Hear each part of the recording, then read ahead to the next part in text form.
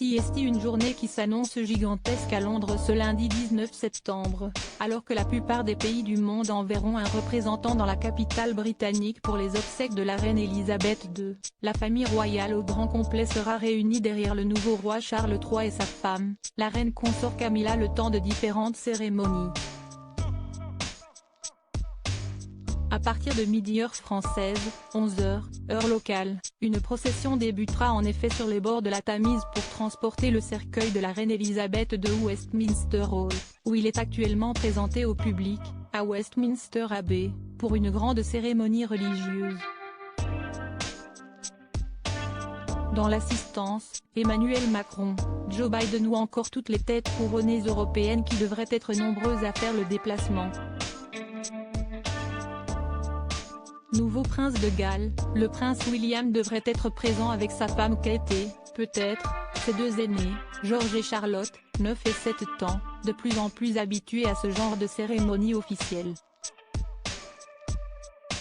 Son cadet, Louis, restera en revanche probablement sous la surveillance des nourrices. Son frère le prince Harry, sera également présent et accompagné de sa femme, Meghan Markle. Alors qu'un début d'apaisement entre les deux frères semble être visible cette semaine, on ne peut qu'espérer qu'ils continuent sur leur lancée et peut-être, finissent par enterrer la hache de guerre. Après la messe, qui devrait tout de même être assez longue, la famille royale partira ensuite vers le château de Windsor, où la reine a vécu ces derniers mois, à l'exception de son dernier été, qu'elle a passé à Balmoral. Là, une nouvelle cérémonie sera célébrée de manière bien plus privée, et les membres du clan diront enfin au revoir à leur aïeul, décédé jeudi 8 septembre. Celle-ci sera en effet inhumée près de ses parents et de sa sœur dans la crypte du château.